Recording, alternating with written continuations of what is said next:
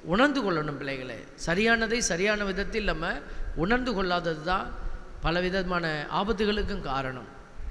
முதிர்ச்சி நிலை அடையணும். இப்போ பாருங்கள், ஒரு சின்ன குழந்தை, ஒரு வயசு இருக்குது குழந்தை, அது ஒரு வயசில் 1.5 வயசில் பேச ஆரம்பிக்கும் போது அது என்னை எப்படி உணவை கேட்கும்?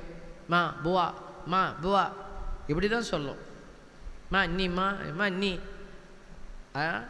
அந்த வார்த்தையெல்லாம் பார்த்திங்கன்னா ரொம்ப நமக்கு ஒரு சிரிப்பு வரும். இப்போ அந்த குழந்தை 1 வயசு 2 வயசு 3 வயசு 4 வயசு அப்படின்னு வளர்ந்து 5 வயசு வருதுன்னு வச்சுக்கோங்க. 5 வயசு குழந்தையும் மா மா நீமா அப்படின்னா எப்படி இருக்கும்? 1 வயசில் குழந்தை பேசும்போது சந்தோஷமாக இருந்துச்சு. அதே குழந்தை 5 வயசு வந்து மா மா மா உச்சா மா மா உச்சா பர மா உச்சா அப்படின்னுச்சுன்னா எப்படி இருக்கும்? மா புவா அப்படின்னா எப்படி இருக்கும்? உங்களுக்கு அப்பா அம்மாவுக்கு சந்தோஷமாக இருக்குமா? சின்ன வயசில் பிள்ளைங்க ஊந்து நடந்தபோது சந்தோஷப்பட்டோம். 5 வயசில் பிள்ளை ஊந்து நடந்தால் எப்படி இருக்கும்? பாருங்கள், இதுதான் நீங்கள் எதிர்பார்க்கிறது. மனிதர்களாகிய நாம் நம்ம குழந்தை உடலால் வளரணும்னு நம்ம எதிர்பார்க்குறோம், அறிவால் வளரணும்னு எதிர்பார்க்குறோம். கடவுளும் இதை தான் எதிர்பார்க்கிறார். கடவுள் மட்டும் தாய் தந்தையாக நிற்கிறார்ல, கடவுள் மட்டும் நீ எப்படி வேணாலும் இருன்னு சொல்லிடுவாரா? நம்ம வளராமல் நிற்கிற போது கடவுள் கூட நமக்கு உதவி செய்கிறதுக்கு ரொம்ப போராடிக்கிட்டே இருக்கிறார். கடவுள் ரொம்ப வேதனைப்படுறார். அதனால தான் சொல்கிறாரு பாருங்கள், ஆண்டவர் சொல்கிறார், எபிரேயர் 6:1 சொல்லுது பாருங்கள், கிறிஸ்துவை பற்றிய படிப்பினையின் தொடக்க நிலையிலேயே நின்று விடாமல் நாம் முதிர்ச்சி நிலையை அடைய வேண்டும். பார்த்தீங்களா? இப்போ கோயிலுக்கெல்லாம் வரோம், நாங்கள் நிறைய பேரை பார்க்குறோம். நிறைய பேரை பார்க்குறோம். இந்த கோயிலில் நாங்கள் பீடத்தில் நின்னோம்னா எல்லாமே எங்களுக்கு தெரியும். சின்ன குழந்தைய வச்சுக்கிட்டு கொஞ்சிக்கிட்டு இருப்பாங்க. குழந்தைய கொஞ்சிறதுக்கு இடமே கிடைக்கலையா? வீட்டில் நேரமே கிடைக்கலையா? நேரம் கிடைக்கல தான். ஏன்னா நீங்கள் எல்லாம் டிவியிலே இதில் பார்த்துட்டு இந்த பிள்ளைய ஓரமாக விளையாட விட்டுட்டீங்க. அப்போ அந்த குழந்தைய தூக்கலை கையில், நீங்கள் நெருங்கி இருக்கலை குழந்தையோட. அது நெருங்கி இருக்கிற நேரம் கோயில் தான். அந்த கோயிலில் வந்தோடனே அந்த குழந்தைய நீங்கள் பக்கத்தில் வச்சுருப்பீங்க. அது உங்களுடைய கண்ணத்தை தடவும், உங்களை பார்த்து ரொம்ப நெருக்கமாக பார்க்கும். அப்போ தான் பிள்ளை மேலே பாசம் வரும். அப்போ என்னது, பிள்ளையோட கொஞ்சிக்கிட்டு இருக்கிறது. குழந்தைங்கன்னா விளையாட தான் செய்வாங்க. இந்த பாருங்கள், ஒரு குட்டி விளையாண்டுட்டு போயிட்டே இருக்கிறார். அது குழந்தை விளையாடும் போது இவங்க என்ன பண்ணுறது, அந்த பிள்ளைய பிடிச்சி இழுக்கிறது, வாங்க அது கத்தும். இப்போ குழந்தை மேலே தப்பா, இழுக்கிறவங்க மேலே தப்பா? குழந்தை ரொம்ப டிஸ்டர்ப் பண்ணுன்னா நம்ம இழுக்கணும்னு வச்சுக்கோங்களேன். இப்போ அவர் வந்தார், ஒரு குட்டியார் வந்தார். இப்போது அவர் வந்து ஒரு வட்டம் போட்டுட்டு அவர் ஓடிட்டார். இப்போ யாருக்காவது டிஸ்டர்ப் பண்ணார் அவர்? அதுதான் அவருடைய ப்ரேயர். குட்டீஸ் அப்படி தான்.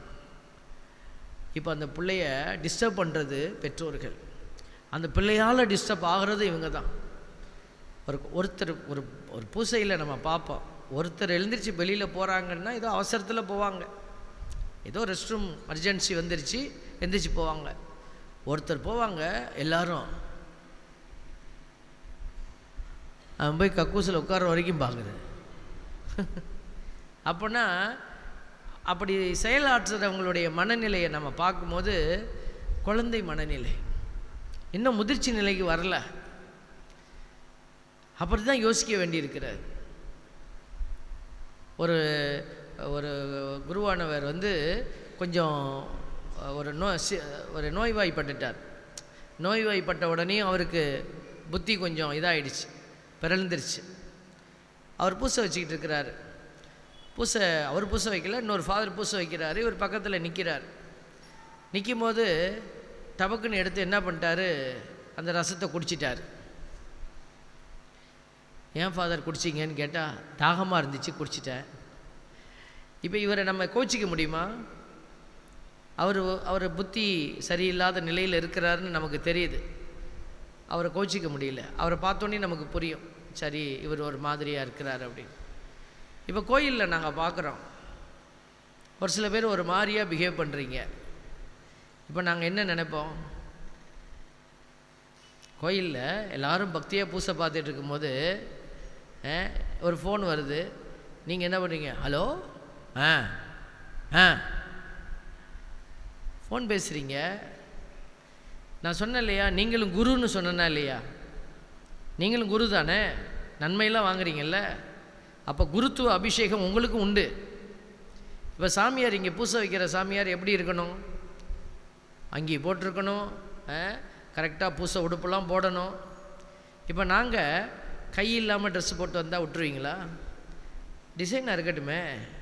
நாங்களும் ஸ்லீவ்லெஸ்ன்னு போட்டு இதோட முண்டா மாதிரி வெட்டி இப்படி வந்து பூசை வச்சுட்டு எல்லாம் மல்ல இறைவன் அப்படின்னா உங்களுக்கு எப்படி இருக்கும்? இல்லைன்னா இந்த தொந்தியில் ஒரு ஓட்டையை போட்டு அப்படி நூல் தொங்குது, அப்படி நல்லா அழகாக அப்படி சின்ன ஆடிக்கிட்டே இருக்குது, நல்லா இருக்குமா?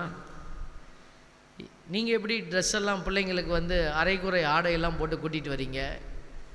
சின்ன குழந்தைக்கு ஓகே, சின்ன குழந்தை எக்ஸப்ஷன், அது எப்போதுமே எக்ஸப்ஷன். ஒரு கொஞ்சம் வளர்ந்துட்டாங்க பிள்ளைங்க, இப்போ பழக்கணும்ல நம்ம. நீ சின்ன பிள்ளையில இல்லை, இனிமேல் நீ பெரிய பிள்ளை ஆகிட்ட, இனிமேல் உனக்கு இந்த மாதிரி ட்ரெஸ்ஸு தான். கோயிலுக்கு வரும்போது எப்படி நீங்கள் ஆடை குறைப்பு செய்கிறீங்க? எப்படி நீங்கள் செல்ஃபோனை தூக்கிக்கிட்டு ஓடுறீங்க? ஆலயத்திற்குள்ளே ஒரு திருப்பலி நிறைவேற்றி கொண்டு இருக்கிற போது எப்படி நீங்கள் லேட்டாக வரீங்க? இப்போ கோயிலுக்கு வெளியே நிறைய பேர் உட்காந்துருக்கிறீங்க, கோயிலில் இடமா இல்லை, இவ்வளோ பெரிய கோயில் கட்டியிருக்கிறாங்க. இப்போ கோயிலுக்கு வெளியே எல்லோரும் உட்காந்துருக்குறாங்க. பூசையிலலாம் நாங்கள் பார்க்குறோம். சரி, இப்போது ஏதோ காத்தாட உட்காந்துருக்குறாங்க, பேசிக்கிட்டு ஜாலியாக இருக்கலாம். வெளியில் உட்காந்தா, உள்ளே உட்காந்துருந்தா அட்டன்டிவாக இருக்கணும், காலை நீட்ட முடியாது. வெளியில் இருந்தால் காலை நீட்டிக்கிட்டு உட்காந்திக்கலாம். அப்போது நம்ம வந்து இப்போ நான் உங்கள் வீட்டில் ஒரு ஃபங்க்ஷன் வைக்கிறீங்க, உங்கள் வீட்டில் தாய் மாமன் இல்லை உறவுகள் யாராவது வந்து நான் வெளியில் நான் உட்காந்துருக்கேன், நீ நடத்து, உள்ளே நடத்து அப்படின்னு சொன்னால் நீங்கள் ஒத்துப்பீங்களா? தாய்மாமன் வந்து முன்னாடி நின்று, சபையில் முன்னாடி நின்று எல்லாம் செய்யணுமா இல்லையா? ஒரு பொறுப்புள்ள பிள்ளைகள் முன்னாடி இருந்து எல்லாம் எடுத்து செய்வாங்க, அதைத்தானே நீங்கள் விரும்புவீங்க. நான் வெளியில் நின்றுக்கிறேன், இங்கே தான் நிற்கிறேன், நீ நீ நல்லா செய்ய அப்படின்னு சொன்னால் உங்களுக்கு கோவம் வருமா வராதா? சண்டை போடுவீங்கள்ல? பத்திரிக்கை போய் வைக்கலைன்னா சண்டை வருதா இல்லையா?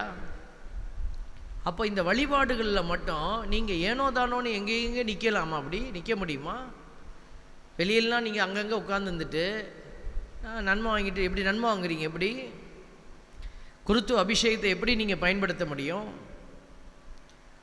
யோசிக்க வேண்டாமா? அப்போது நம்ம எப்படிப்பட்ட ஒரு கூட்டமாக மாறிட்டோம்னா, ஒரு முதிர்ச்சி இல்லாத கூட்டம் நின்றுக்கிட்டு இருக்கிறோம். முதிர்ச்சி இல்லை. ஆண்டவர் இந்த இடத்துல தான் நம்ம மேலே ரொம்ப வேதனைப்படுறாரு. நீங்கள் அறியாத பிள்ளைகளாக இருக்கிறீங்க, தேவையில்லாததெல்லாம் செய்து வச்சுக்கிட்டு இருக்கிறோம். நான் சொன்னேன் இல்லையா, நல்ல நாள் பார்க்குறது, நேரம் பார்க்குறது, காலம் பார்க்குறது, ஜோசியம் பார்க்குறது, அடுத்தவனுக்கு ஏவி விடுறது, அடுத்தவனுக்கு போய் மந்திரத்தை வைக்கிறது, இதெல்லாம் செய்கிறோம். ஆண்டவருடைய வருகை பாருங்கள் நெருங்கி வந்துருச்சு. நீங்கள் உங்களை சரிப்படுத்தி கொள்ளுங்கள். நீங்கள் உங்களை மட்டும் சரிப்படுத்தினா பத்தாது, நீங்கள் அடுத்தவங்களையும் உங்கள் குடும்பத்தில் இருக்கிற மற்றவர்களையும் சரிப்படுத்தணும். இப்போ உங்கள் வீட்டில் இப்போ நீங்கள் ஒரு பஸ்ஸில் ஏறுறீங்க, ஒருத்தர் செருப்பில் ஏதோ ஒரு அசிங்கத்தை மிதிச்சுட்டு உள்ளே ஏறிட்டார். பஸ்ஸில் யாருக்கு நாரும்? மிதித்தவங்களுக்கு மட்டும் நாருமா?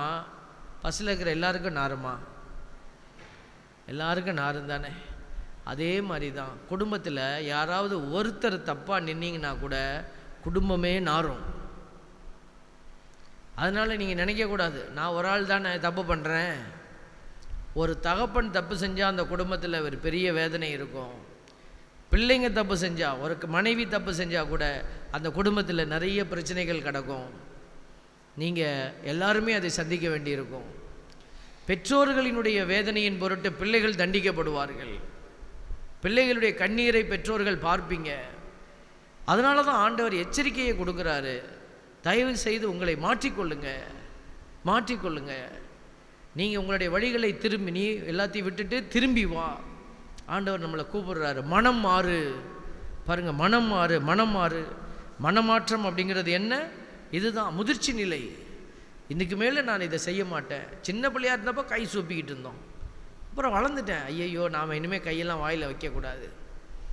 பாருங்கள், கற்றுக்கொண்டோம் இல்லையா? அப்போ முதிர்ச்சி நிலை அடைவது தான் ஆண்டவர் சொல்கிறார். எபிரேயர் 6:1, கிறிஸ்துவை பற்றிய படிப்பினையின் தொடக்க நிலையிலேயே நின்று விடாமல். பூசைக்கு போவேன் சாமி, ஓரமாக நிற்பேன், பூசை நன்மை கொடுப்பாங்க, வாங்கி சாப்பிட்டு வந்துடுவேன். எதுக்கு போகிற பூசைக்கு?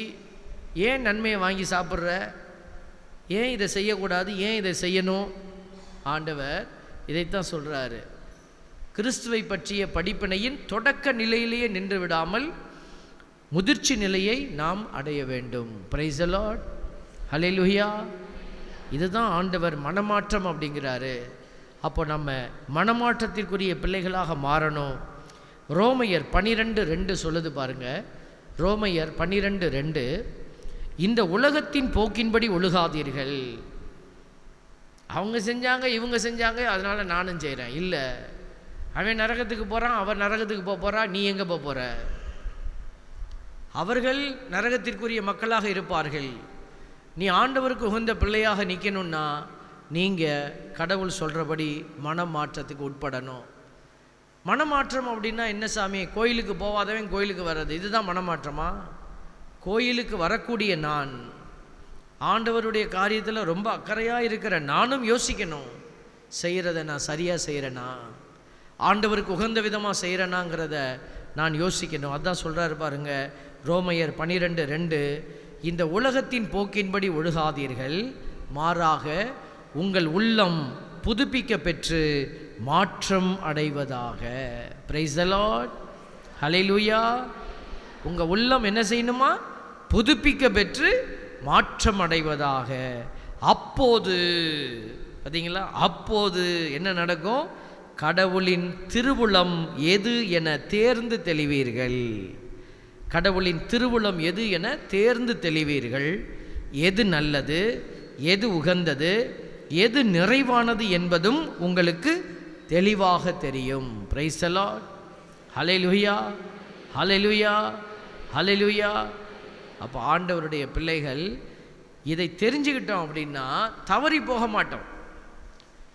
எது நல்லது, எது உகந்தது, எது நிறைவானது, கடவுளின் திருவுளம் எது என தேர்ந்து தெளிந்தீங்கன்னா போதும். சாணி எது, சாப்பாடு எதுன்னு தெரிஞ்சிட்டா நம்ம எப்படி எதை சாப்பிடுவோம்? சாப்பாடை சாப்பிடுவோம், சாணியில் கை வைக்க மாட்டோம். இன்றைக்கி நிறைய நேரம் நம்ம என்ன செய்கிறோம்? சாணி மாதிரி இருக்கிற பாவ காரியத்தை தான் உண்டு மகிழ்ந்து நம்ம அதில் நிறைவடைகிறோம். ஆண்டவர் இன்னைக்கு அதுக்குத்தான் நம்மளை கூட்டிகிட்டு வந்திருக்கிறாரு. இந்த திருவருகை காலத்தில் நான் ஒரு புது பிறப்பை எடுப்பது போல நீயும் புது பிறப்பின் மக்களாக மாறணும். You should become a new born baby. ஆண்டவர் அதுக்கு தான் இங்கே உங்களை கூட்டிகிட்டு வந்திருக்கிறாரு. புது பிறப்படைகிற ஆற்றலை ஆண்டவர் கொடுக்கிறாரு. ஆண்டவருடைய அந்த ஆட்சிக்குள்ளே நீங்கள் போகணுன்னா இதை செய்தாக வேண்டும். ஆண்டவர் சக்கேயு என்கிற மனுஷனை நமக்கு ஒரு அடையாளமாக வைக்கிறாரு. சக்கேயு பாருங்கள், ஒரு பெரிய பாவியாக இருந்தான், பெரிய பாவியாக இருந்தான். அந்த மனுஷன் என்ன செய்தான்? அந்த மனுஷன் அவனுக்கு கொடுக்கப்பட்ட வேலையின்படி எல்லாத்தையும் அடித்து பிடுங்கி அவங்கக்கிட்டேருந்து சொத்துக்களை சூறையாடி அரசாங்கத்துக்கு கட்ட வேண்டியதை கட்டிட்டு தனக்கு எடுக்க வேண்டியதை எடுத்துக்கிட்டு அவன் நல்லா நிம்மதியாக வாழ்ந்தான். இதில் என்ன தப்பு பண்ணான்? அரசாங்கம் அவனுக்கு இந்த பொறுப்பை கொடுத்துருந்தது. சக்கேயு, நீ தான் எல்லா வரியும் கலெக்ட் பண்ணி எங்களுக்கு கொடுக்கணும், நீ எவ்வளோ வேணுமோ வாங்கிக்கோ, எனக்கு கொடுக்க வேண்டியது இவ்வளோ கொடுத்துரு. அரசாங்கம் இவர் தான் கட்டளை கொடுத்துருந்துச்சு. அவன் 1க்கு 10 வாங்கினான். 1 ரூபா கொடுக்க வேண்டிய இடத்துல வாங்க வேண்டிய இடத்துல 10 ரூபாயா வாங்கினான். 1 ரூபா அரசாங்கத்துக்கு கொடுத்துட்டான், மீதி 9 ரூபாயை அவன் வச்சுக்கிட்டான். இதுதான் கணக்கு. அவன் இப்படித்தான் கெட்டவனாக மாறி இருந்தான். அந்த மனுஷன் பாருங்க, மனம் மாறியவுடன் எப்படி மாறுறான் பாருங்க. இயேசுவை பார்க்கணுன்னு ஆசைப்பட்டான். அவனுடைய மறுபிறப்பினுடைய அடையாளம் எப்படி இருக்கு பாருங்க. இயேசுவை பார்க்கணுன்னு ஆசைப்பட்டான். ஏதோ வீட்டிலே உட்காந்துக்கிட்டு நான் பார்த்துருவேன் இல்லை, ஏதோ ஒரு ஓரமாக நின்று பார்த்துருவேன் இல்லை. அவன் சொன்னான், இயேசு இந்த பக்கமாக தான் வர்றாரு, நான் மரத்தின் மீது ஏறி உட்காருவேன். பாருங்க, இந்த சக்கேயு சமூகத்தில் பெரிய பணக்காரன், பணம் ஆளு தான் குள்ளமாக இருந்தான், ஆனால் பெரிய பணம் அடைத்தவன். இப்போ பணக்காரங்களாம் எப்படி வராங்க போகிறாங்க நீங்கள் பாருங்களேன். காரில் தான் வருவாங்க, ஜம்முன்னு வருவாங்க, ஜம்முன்னு போவாங்க. அவருடைய பேச்சு, அவருடைய தோரணை எல்லாம் ஒரு மாதிரியாக இருக்கும். அப்படி இருக்க வேண்டியவன் போய் மரத்தில் ஏறுறான், சின்ன பிள்ளை மாதிரி. அவனுக்கு தன்னை தாழ்த்தி கொண்டான். அவனுக்கு தன்னை தாழ்த்தி கொள்வது பெரிய கஷ்டமாக படலை. இயேசுவை பார்க்காம விட்டுறக்கூடாது, அவரை நான் பார்த்தே ஆகணும். ஆகவே அவன் என்ன செய்தான்? தன்னை தாழ்த்தி மரத்தில் ஏறுறான். இப்போ இங்கே கையை தூக்குங்க, எந்திரிங்க எல்லாம் சொல்கிறோம், கோயிலுக்குள்ளே வாங்க, முன்னாடி வாங்க எல்லாம். இது எதனுடைய அடையாளம்? தாழ்த்துதலின் அடையாளம். கையை தூக்குறதுனால நான் பெரிய பெருமை அடைகிறேன் இல்லை, தாழ்த்துதல், சரண்டர். அந்த மனுஷன் பாருங்க, இயேசு அவனுடைய உள்ளார்ந்த அந்த இயல்பை பார்க்குறாரு, மனமாற்றம், அந்த மனப்பாங்கு மாறிடுச்சு, அவங்கிட்ட இருந்த கொடுமைத்தனம் மாறிடுச்சு. அவனை இயேசு தொட விரும்பிட்டாரு. அவன்கிட்ட போய் நின்று பேசுகிறார், இறங்கி வா, இன்று உன் வீட்டில் நான் தங்க போகிறேன். இயேசு அந்த பெரிய வார்த்தையை சொன்ன உடனே அவன் என்ன சொல்கிறான் பாருங்க, வீட்டில் போய், ஆண்டவரே என் உடைமைகளில் பாதியை ஏழைகளுக்கு கொடுத்து விடுகிறேன். உடைமைகளில் பாதியை, பார்த்தீங்களா? அந்த வார்த்தையை சொல்றதுக்கு முன்னாடி ஒரு வார்த்தை சொல்கிறாங்க, சக்கேயு எழுந்து நின்று. அவர் எழுந்து நின்று சொன்னால் என்ன, உட்கார்ந்து சொன்னால் என்ன? ஏன் இந்த லூக்கா நற்செய்தியாளர் இது எழுதியிருக்கிறாரு, அவர் எழுந்து நின்று சொன்னார் அப்படின்னு? இயேசுவிடம் சொன்னாருன்னு எழுதியிருக்க வேண்டியது தானே. எழுந்து நிற்பதின் அது வரைக்கும் அவன் ஃப்ளாட்டாக படுத்து கிடந்தான், பாவ நிலையில் படுத்து கிடந்தான். இன்னைக்கு தான் அவன் எழுந்து ஒரு மனுஷனாக நிற்கிறான், உயிருள்ள மனுஷனாக நிற்கிறான். படுத்திருக்கிற மரம் கனி கொடுக்க முடியாது, நிமிர்ந்து நிற்கிற மரம் தான் கனி கொடுக்க முடியும். அவன் எழுந்து நின்று இந்த வார்த்தையை சொல்கிறான், பாதியை நான் ஏழைகளுக்கு கொடுத்துட்றேன். எவர் மீதாவது பொய் குற்றம் சுமத்தி எதையாவது கவர்ந்திருந்தால் நான் அதை 4 மடங்காக திருப்பி கொடுத்து விடுகிறேன். சரிங்களா? இதெல்லாம் சொல்லும் உடனேயும் இயேசு சொல்கிறாரு பாருங்க, இயேசு அவரை நோக்கி, இன்று இந்த வீட்டிற்கு மீட்பு உண்டாயிற்று, ஏனெனில் இவரும் ஆபிரகாமின் மகனே. இன்று இந்த வீட்டிற்கு மீட்பு உண்டாயிற்று. அப்போ இந்த திருவிழாவில், இந்த திருவருகை காலம், கிறிஸ்துவனுடைய வருகையை எதிர்நோக்கி காத்திருக்கீங்களே, இப்போ இந்த கிறிஸ்மஸ் காலத்தில் நீங்கள் மறுபிறப்பு அடையணும், இந்த சக்கேயுவை போல மாறணும். ஆண்டவருக்குள்ளே நீங்கள் பயணிக்கிற பிள்ளைகள் சக்கேயுவை போல மாறினீங்கன்னா கண்டிப்பாக உங்களுக்கும் பெரிய ஆசீர்வாதத்தை ஆண்டவர் சொல்வார். இதே வார்த்தையை உங்களுக்கு சொல்வார், இன்று இந்த வீட்டிற்கு மீட்பு உண்டாயிற்று. ஆண்டவர் இந்த வார்த்தையை உங்களுக்கு சொல்லணும் அப்படின்னா நீங்கள் சக்கேயுவை போல மாறணும். பிரைஸ் தி லார்ட், ஹல்லேலூயா. இயேசு ஆண்டவர் அப்படியே பாருங்கள், ஆண்டவரை பாருங்கள், ஆண்டவரை உற்று பார்த்து, நீங்கள் பாவத்தை சொல்லிட்டீங்களா, பாவத்தை விட்டுட்டீங்களா, பாவத்தை வெளியில் தள்ளியிருக்கலாம். இப்போ எதை எடுத்து உள்ளே வைக்க போகிறீங்க? கிறிஸ்மஸில் குடில் வைப்போம், அந்த குடிலில் நிறைய பொம்மைகளை வைப்போம். இயேசு இருப்பார், மாதா இருப்பாங்க, சூசேப்பர் இருப்பார், அங்கே இடையர்கள் இருப்பாங்க. பாருங்கள், இதெல்லாம் சேர்ந்தது தான் குடில். இதெல்லாம் வைக்கிற மாதிரி ஸ்டார் தொங்கணும், அங்கே ஏதாவது ஒரு பந்து தொங்கணும். இப்போ உங்களுடைய வீட்டுக்குள், உங்கள் ஆன்மாவில் எதையெல்லாம் வச்சு அழகுபடுத்த போகிறீங்க? ஆண்டவர் உங்ககிட்ட கேட்குறாரு. நீ வெளியே அடையாளத்தை, அலங்காரத்தை காட்டி என்னை ஏமாற்ற முடியாது. நீ அந்த அடையாளத்தை பார்க்குற, இந்த கிரிப்பு நல்லா இருக்குதே, இந்த குடில் நல்லா அழகாக செஞ்சுருக்கிறாங்க பாருங்கள், இந்த க்ரீட்டிங் ஸ்டாண்ட், இந்த கேண்டில் ஸ்டாண்டு நல்லா வச்சுருக்கிறாங்க, அழகுபடுத்தி இருக்கிறாங்க.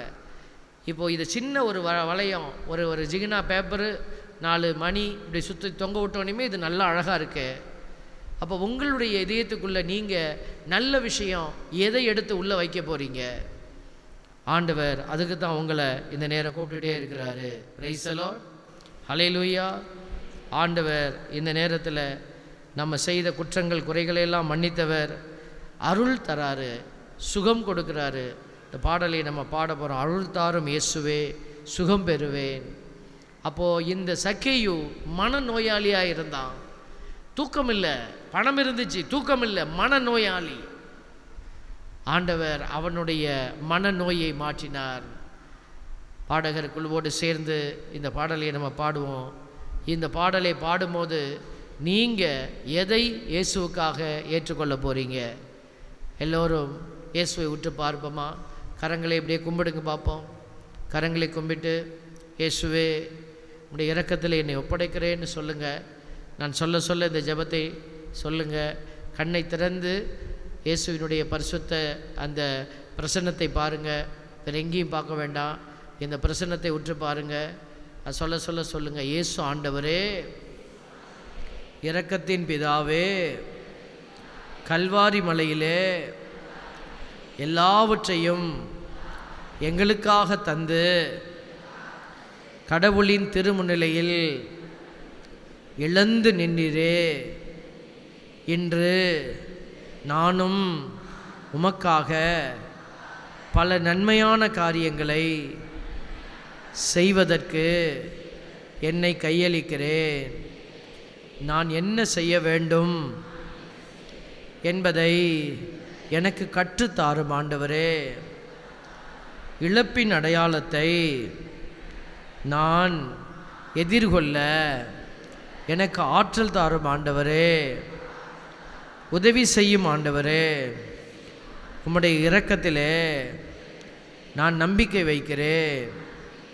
நீதியின் தேவனாய் நீர் வருகிற போது உம்மை எதிர்கொண்டு நிற்க எனக்கு பலன் தாரும் ஆண்டவரே. உம்மை நம்பி உமது திருமுன் வந்திருக்கிற எனக்கும் என்னை போன்ற அனைவருக்கும் ஆசீர்வாதத்தை ஆன்ம பலத்தை தந்து வழி நடத்துவீராக.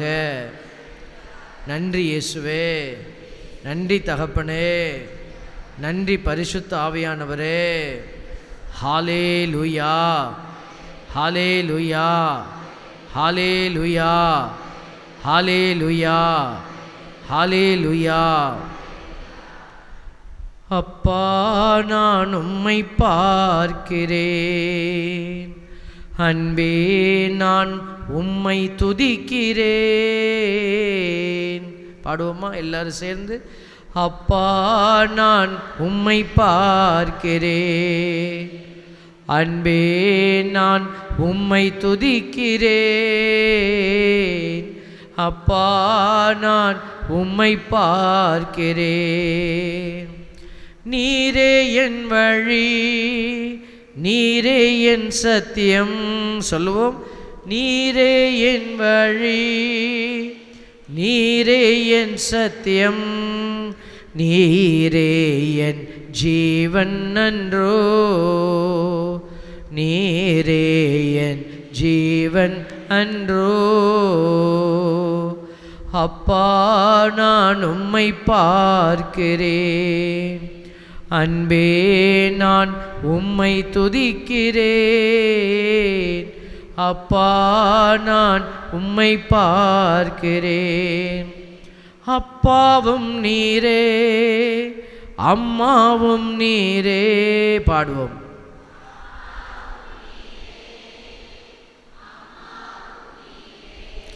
நான் உந்தன் பிள்ளை அன்றோ,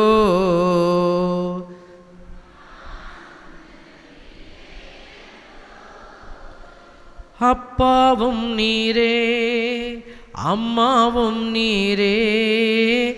அப்பாவும் நீரே, அம்மாவும் நீரே.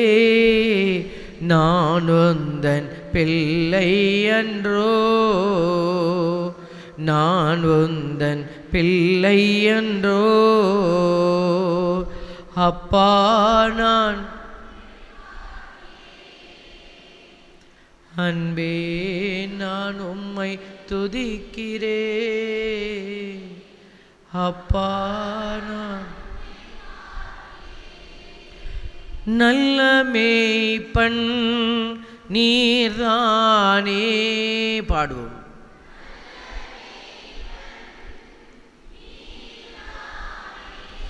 நல்ல மேய்ப்பன் நீர்தானே, நல்ல மேய்ப்பன் நீர்தானே. நான் உந்தன் நாட்டுக்குட்டி, நான் உந்தன் ஆட்டுக்குட்டி. அப்பா, நான் அன்பே, நான் உம்மை துதிக்கிறேன். அப்பா, நான் உம்மை பார்க்கிறேன். ஜீவ நீரூற்று, நீர்தானே, ஜீவ நீரூற்று நீர்தானே, உந்தன் மேல் தாகம் கொண்டேன், உந்தன் மேல் தாகம் கொண்டேன். அப்பா நான் உம்மை பார்க்கிறேன், அன்பே நான் உம்மை துதிக்கிறேன். அப்பா நான் உம்மை பார்க்கிறேன். ஆண்டவரை பார்க்கிற பிள்ளைகள் வெட்கமடைய மாட்டார்கள். ஆண்டவர் உங்களுடைய எல்லா விதமான வெட்கக்கேட்டையும் மாற்றி தருவார். எப்போ மாற்றுவார்? நீங்கள் அவருக்கு உகந்த சாட்சியாக மாறுகிற போது. Praise the Lord, praise the Lord.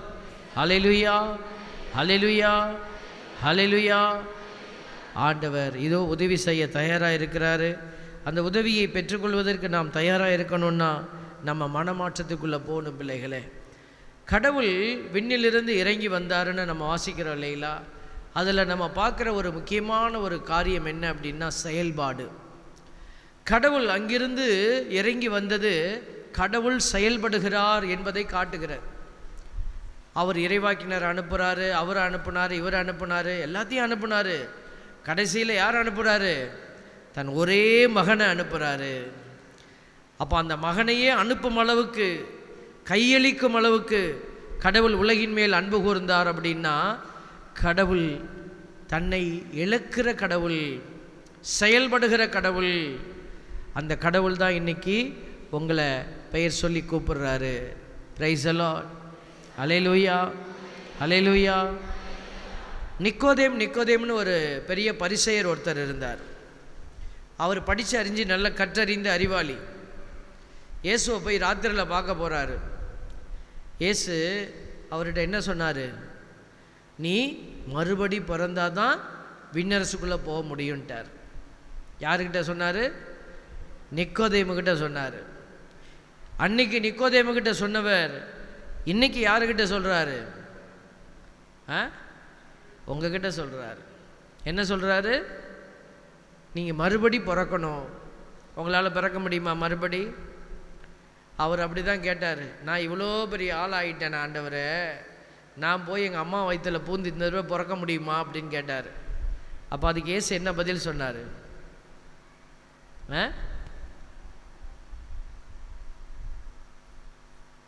என்ன சொன்னார்? பாவ சங்கீதனை பண்ணிட்டு வாடினாரா? நீ தண்ணீராலும் தூய ஆவியாலும் மறுபிறப்பு அடையணும். பிரைஸ் தி லார்ட், ஹல்லேலூயா. உங்கள் ஊரில் கறி என்ன விலை? ஆட்டுக்கறி என்ன விலை? 900, 1000. Very good. கத்திரிக்காய் என்ன விலை? மார்க்கெட் ரேட் இப்போ என்ன விலை போகுது?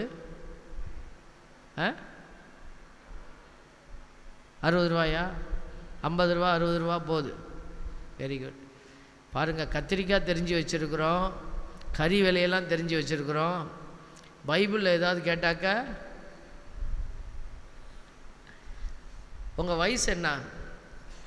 உங்கள் வயசு நிறைய பேருக்கு ஒரு வயசு இருக்கு இல்லையா? வாசிக்க தெரிஞ்சவங்க, எனக்கு புஸ்தகம்லாம் வாசிக்க தெரியும் அப்படிங்கிறவங்க மட்டும் கை தூக்குங்க. எனக்கு வாசிக்கிற அறிவு உண்டு, படிக்கிற அறிவு உண்டு, நல்லா கை தூக்கணும், வெக்கப்படக்கூடாது. சரி, உங்கள் வயசு என்னன்னு உங்களுக்கு தெரியும். 30, 40, 50, 60, இத்தனை வருஷமாக இந்த பூமியில் இருக்கிறீங்க. இந்த பைபிளை ஒரு தடவையாவது வாசிச்சிருக்கிறீங்களா? இந்த பைபிளை முழுசாக ஒரு தடவை வாசித்து முடிச்சிருக்கலாமா இல்லையா? என்ன முடியாதா? சும்மா மனப்பாடம் பண்ண சொல்லலை, பார்த்து வாசிச்சிருக்கலாமா இல்லையா? நம்ம வயசு இத்தனை வருஷமாக பூமியில் வாழ்ந்துக்கிட்டே இருக்கிறோமே, ஏன் இன்னும் நம்ம இந்த புத்தகத்தை வாசிக்கணும்னு நம்ம யோசிக்கவே இல்லை? இப்போ இந்த வார்த்தை ஆண்டவருடைய வார்த்தை, இதுதான் ஆண்டவர் சொல்லியிருக்கார். இதை செய், இதை செய்யாத, இப்படி நடந்துக்கோ. இது தெரியாமல் நீங்கள் எப்படி போய் நீங்கள் நம்ம ஆண்டவருக்கு முன்னாடி நிற்க போகிறோம்? அப்போ இந்த திருவிழா நாட்டில் நம்ம ஒரு முடிவெடுக்கலாம்ல. இந்த பைபிளை நம்ம ஒரு தடவையாவது வாசித்து முடிக்கலாம் அப்படின்னு ஒரு முடிவெடுக்கலாமே. சரி, ஒரு தடவை முழுசாக வாசிக்கலைன்னாலும் டெய்லி கொஞ்சமாவது நான் பைபிள் வாசிப்பேன். டெய்லி ஒரு 10 வரியாவது நான் வாசித்து ஆண்டவருடைய வார்த்தையோடு தான் இந்த நாளை நான் துவங்குவேன் அப்படின்னாவது ஒரு முடிவு எடுக்கலாம்ல. நான் இப்போ குடில் கட்டுறேன். குடில் நீங்கள் கட்டுறதுக்கு உதவி செய்கிறேன். பொம்மை வைக்கிறது மாதிரி இல்லை, இது மனசுக்குள்ளே நல்ல விஷயத்தை வைக்கிறது. நான் கேட்கும்போது நீங்கள் ஆமாம் செய்யலாமேன்னா அதெல்லாம் எழுதி வைத்து கொள்ளுங்கள். இறைவார்த்தையை வாசித்து ஜெபிக்கலாம். பாருங்கள், எத்தனையோ வழிகள் ஆண்டவர் நமக்கு கொடுத்துருக்கிறார். மரம் போல் நம்ம என்ன செய்யக்கூடாது, நான் செய்ய வேண்டியதை செஞ்சுட்டு நான் பெசாட்டு இருப்பேன் ஆண்டவரேன்னு இருக்கக்கூடாது. மரங்கள் தான் அப்படி இருக்கும். ஆண்டவருடைய பிள்ளைகள் கனி தரக்கூடிய பிள்ளைகளாக மாறணும். பிரைஸ் தி லார்ட், ஹல்லேலூயா, ஹல்லேலூயா. இதைத்தான் ஆண்டவர் சொல்கிறாரு. நிக்கோதேமுக்கிட்ட என்ன சொன்னார், நீ மறுபடி பிறக்கணும்னு சொன்னார். நமக்கு 3 பிறப்பு இருக்குது. உடலால் பிறப்பு, அப்பா அம்மா போட்ட பிச்சை, கடவுள் போட்ட பிச்சை. யார் வழியா? அப்பா அம்மா வழியாக கொடுத்த ஒரு பெரிய பாக்கியம். இந்த 2வது பிறப்பு இருக்குது பாருங்கள். அப்பா அம்மா தூக்கிக்கிட்டு போனாங்க நம்மளை கோயிலுக்கு போய், என் பிள்ளைக்கு ஞானஸ்தானம் கொடுக்கணும் சாமி, என் பிள்ளைக்கு 3 மாதம் ஆசை சாமி, குடும்ப புஸ்தகம் வச்சுருக்கிறியா, அந்த புஸ்தகம் தான் சாமி காணா போச்சு, பார்த்து சாமி போடுங்க சாமி, என் பிள்ளைக்கு ஞானஸ்தானம் கொடுத்துருங்க சாமி, கெஞ்சி கூத்தாடி நம்ம வாங்கி கொடுத்தாங்க அப்பா அம்மா. அவங்க யாரை பக்கத்தில் வச்சுக்கிட்டாங்க? ஞானத்தாய் ஞானத்தந்தைன்னு வச்சாங்களா?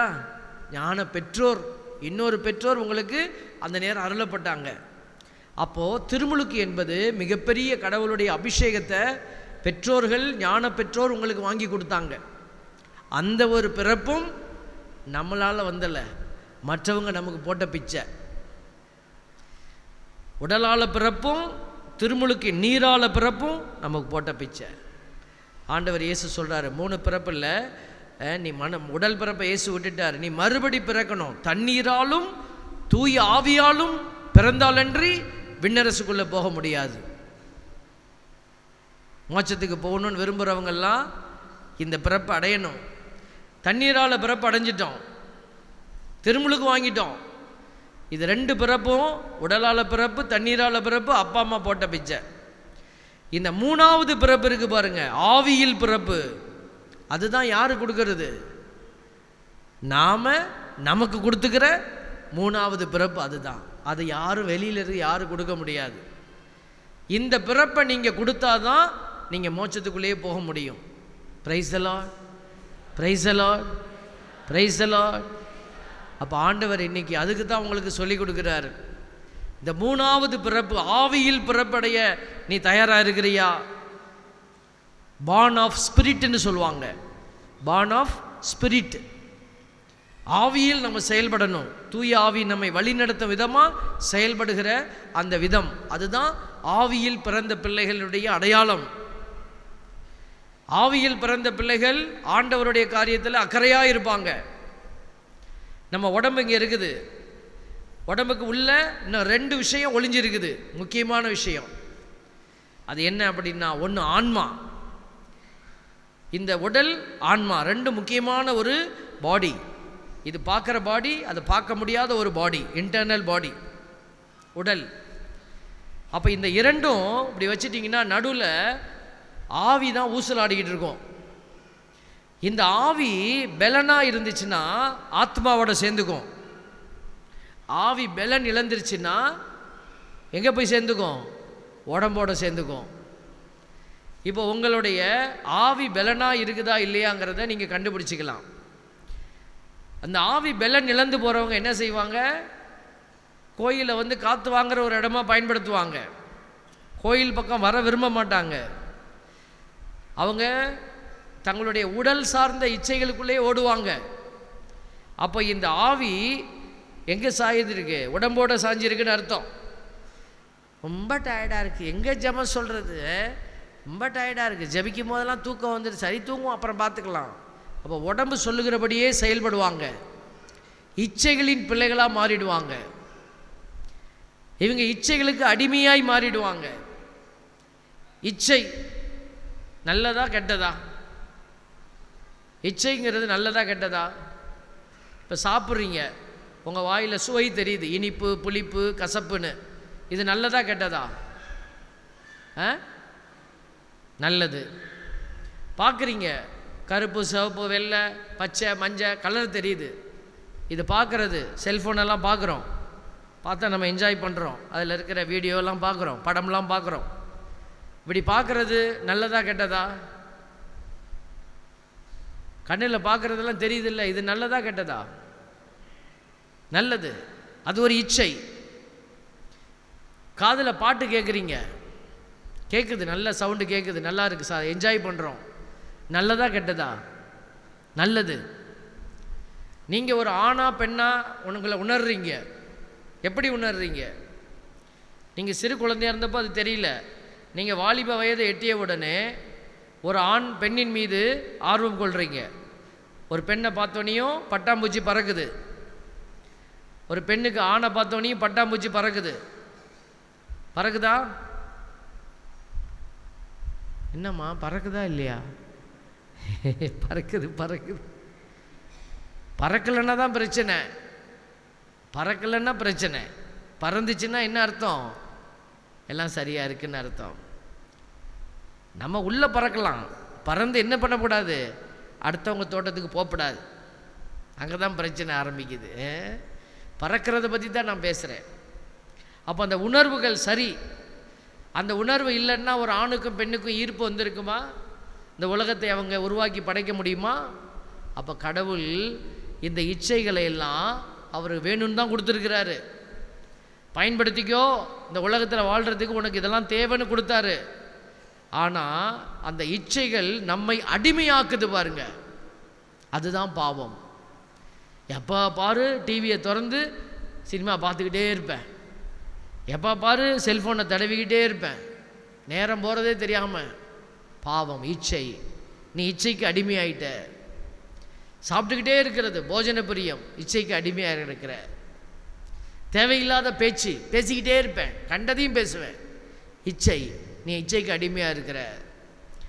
கணவன் மனைவி உறவு, திருமணம் செய்திருக்கிறோம், கணவனுக்கு மனைவிக்கு நம்ம ஒருத்தருக்கு ஒருத்தர் உறவோடு இருக்கணும். ஆனால் அந்த உறவை தாண்டி நம்ம போகிறோம். அப்போ என்ன அர்த்தம்? பத்தலை. இச்சை நிறைய கேட்குது, இன்னும் போடு, இன்னும் போடு, இன்னும் போடு. எப்படி உணவு வாயில் சாப்பிட்றீங்களோ அதே போல் பால் உணர்வுக்கான இச்சையை நீங்கள் என்ன செய்கிறீங்க? நிறைய கொடுக்குறீங்க. அப்போ அது என்னது? இச்சைக்கு நீ அடிமையாக இருக்கிறன்னு அர்த்தம். இப்படித்தான் பாவம் உங்களை ஆட்கொண்டு கிடக்கிறது. Price the Lord, praise the Lord, praise the Lord. அப்போ இந்த ஆவி பலன் இழந்து போனவங்க, ஆவி என்ன செய்யும்? உடம்போட போய் ஒட்டிக்கும். அவங்க தான் இப்படிப்பட்ட உடல் சார்ந்த உலகு சார்ந்த காரியத்தில் அக்கறையாக இருப்பாங்க. எனக்கு அவன் அதை கொடுக்கல, எனக்கு இவன் இதை கொடுக்கல, என் உடம்புக்கு இது கிடைக்கல. அவங்க ஜெபம் எப்படி இருக்கும்? கோயிலுக்கு வந்து ஜெபிக்கும் போது, ஆண்டவரே யாப்பா என்னை எப்படி வச்சிருக்கிற, இடுப்பு வலிப்பா, முட்டி வலிப்பா. எப்போ பாருங்க வாசப்படி வரைக்கும் நல்லா வருவாங்க, கோயிலுக்குள்ளே வந்தோடனையும் ஆண்டவரே யாப்பா. அழுகை மட்டும்தான் அவங்க ஜெபமாக இருக்கும், புலம்பலும் அழுகையும் தான் இருக்கும். கடவுளை பழித்துரைப்பாங்க. நீ கடவுளாக இருந்து எனக்கு என்னத்தை பண்ணுன நீன்னு கடவுளை பழித்துரைப்பாங்க. வீட்டில் சில நேரம் சங்கடங்கள் அசம்பாவிதங்கள் நடந்துடும். இவங்க ஜெபம் எப்படி இருக்கும்? ஏன் என் பிள்ளைய கொன்ன? கடவுளை கேள்வி கேட்பாங்க. என்னமோ அவர் என்னமோ கத்தியோட நின்றுக்கிட்டு இருந்தது போலையும், உன் பிள்ளைய கால் தட்டி விட்டு வண்டிக்கு கீழே தள்ளி விட்டு உன்னை கொன்னது போலையும். பாருங்க பிள்ளைகளே, இந்த ஆவியில் பலன் இல்லாத பிள்ளைகள் ஆத்மாவில் இணைந்து அவர்களுடைய வாழ்க்கை பூரணமடையாத வெறுமையின் அடையாளமாக மாறி அவங்க ஆண்டவரை விட்டு விலகி இருப்பாங்க. பிரைஸ் தி லார்ட், ஹல்லேலூயா. இப்போ நான் இதெல்லாம் சொல்லும் பொழுது நீங்கள் யாரையோ பற்றி சாமியார் சொல்கிறாருன்னு நினச்சிட்டு இருக்கக்கூடாது. உங்கள் உடம்புக்குள்ளே இருக்கிற ஆவி பலனோட இருக்குதா, உடம்போட சாஞ்சிருக்கான்னு சோதிச்சு பாருங்க. நிறைய வாலிப பிள்ளைகள் வீட்டுக்கு தெரியாமல் நிறைய தவறான உறவுகள், செல்ஃபோனில் கண்டதையும் பேசுகிறது, கண்டவனுக்கு மெசேஜ் போடுறது, இப்படிப்பட்ட ஒரு கலாச்சாரத்துக்குள்ளே இன்றைக்கி வந்து நிற்கிறோம். பாருங்கள், யார் யாருக்கோ முத்தம் கொடுக்குற படம்லாம் அனுப்புறது, இந்த பொம்மையெல்லாம் வச்சுருக்கான், உருவாக்கி வச்சுருக்கான், இமோஜின்னு சொல்லியிருக்கான். அது மூஞ்செல்லாம் முத்தம் கொடுக்கும். உடனே அவனுக்கு 4 முத்தத்தை அள்ளி போடுறது. இப்போ வச்சுக்கோ இந்தா. இதெல்லாம் எங்கே நடக்குது? அப்பா அம்மா பக்கத்தில் தான் படுத்திருக்காங்க வீட்டில், அவங்க கண்ணை மூடிட்டு போர்வையை பொத்திக்கிட்டு நடுவில் நடக்குது. நீ பண்ணுறதுக்கு பேர் என்ன? இந்த மாதிரி நடத்துறதுக்கு பேர் என்ன? விபச்சாரம். தேவ பிள்ளைகளே, வாலிப பிள்ளைகள் கவனமாக இருங்க. உனக்காக ஓடி உழைத்த தாய் தந்தையினுடைய அந்த ஒரு ஸ்பரிசத்தில் நீங்கள் அவர்களுடைய கண்களை மூடிவிட்டு அவர்களினுடைய இரத்தத்தின் மீது நீங்கள் இப்படி உல்லாசம் செய்வதற்காக அல்ல. உடல் பரிசுத்தமானது, அதனால் நம்ம இதை ஜாக்கிரதையாக பயன்படுத்தணும். ஆண்டவருடைய பிள்ளைகள் எச்சரிக்கையாக இருக்கணும். அதனால தான் சொல்கிறேன், இந்த உடலுக்கும் ஆன்மாவுக்கும் நடுவில் இந்த ஆன்மா ஊசலாடிக்கிட்டு இருக்கோம். பாருங்கள், செய்தி சீரியஸாக போனோன்னே நிறைய பேர் டயர்டாகிட்டோம்.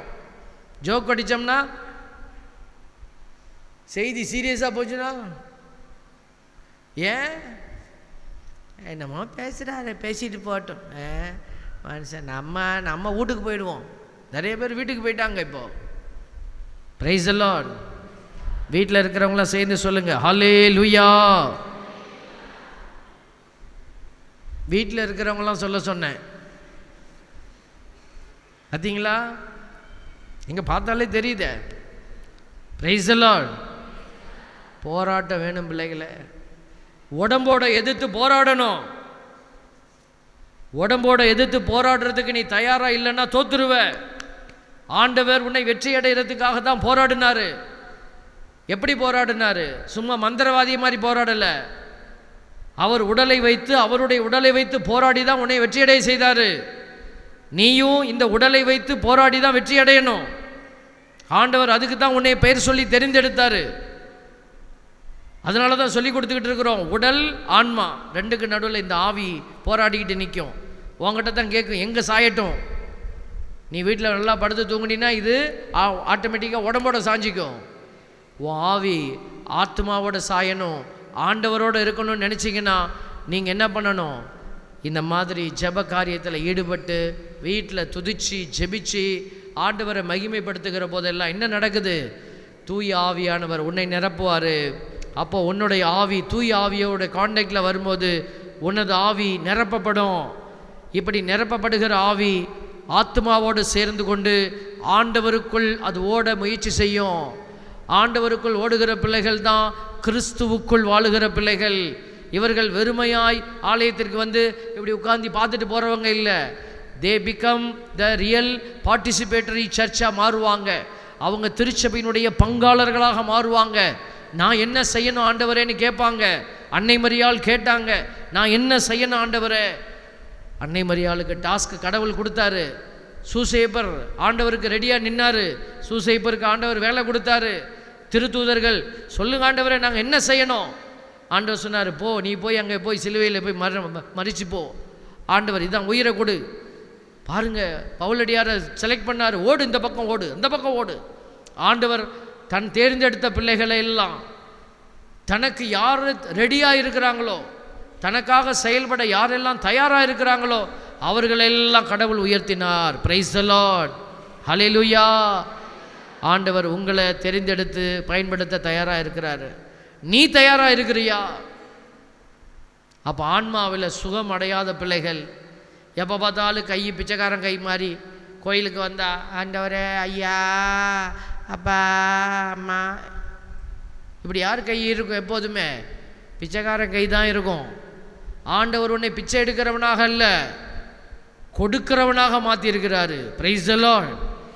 இதை உணராத பிள்ளைகள் தான் இன்னமும் ஆண்டவரே எனக்கு ஏதாவது கொடுக்குறியா? ஆண்டவர் சொல்கிறார், நான் கொடுத்துருந்தேன், நீ எடுத்து கொடு. அதுதான் திருவிழா, அதுதான் கிறிஸ்மஸ்ஸு. கடவுள் நமக்காக கொடுத்தாரு. கடவுள் எனக்கு கொடுத்திருக்கிறாரு நிறைவான ஆசீர்வாதம். நான் இப்போ கிறிஸ்துவாக மாறுவேன் அப்படிங்கிற பிள்ளைகள் எடுத்து கொடுப்பாங்க, தங்களையே கொடுப்பாங்க. இதுதான் முதிர்ச்சி நிலை. Praise the Lord. ஹல்லேலூயா. இதுதான் ஆவியில் பிறப்பு.